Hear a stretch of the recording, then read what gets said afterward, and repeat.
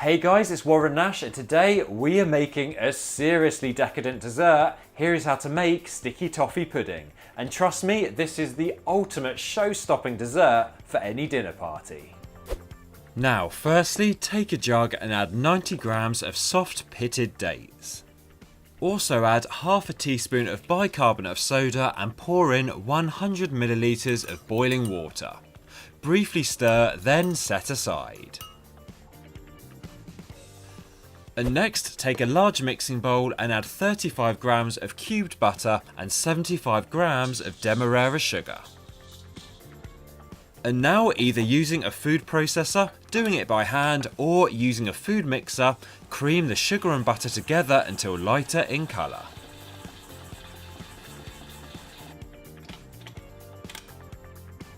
You'll then need to add to the mixing bowl 90 grams of self-raising flour, 1 teaspoon of ground cinnamon and half a teaspoon of vanilla extract. Also add 1 tablespoon of black treacle. Finally, crack in 1 large egg into the bowl, then mix all of these ingredients together.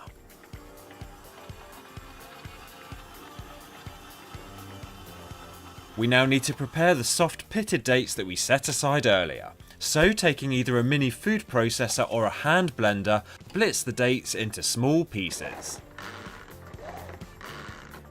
Now add this mixture to the mixing bowl with the other ingredients, and for one final time, briefly mix everything together. And then you should be left with a nice, glossy, sticky toffee mixture. Next, take a baking tray that's been lined with some greaseproof or parchment paper and place on 3 ramekins that have been greased and also have a piece of greaseproof or parchment paper on the bottom.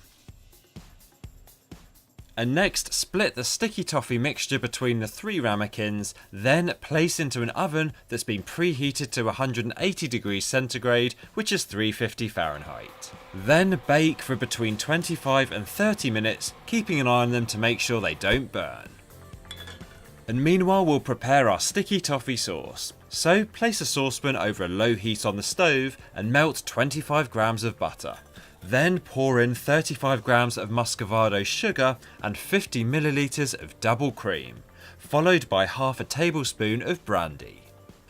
Now add half a tablespoon of treacle, then mix these ingredients together.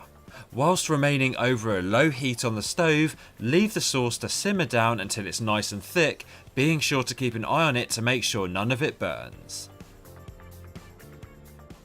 Now, back to the puddings, and after the cooking time, when you can see that they've risen and they're cooked through, remove them from the oven. Use a knife to loosen the edges of the pudding to make sure they'll come out of the ramekins easily, then carefully turn each of the puddings out onto plates.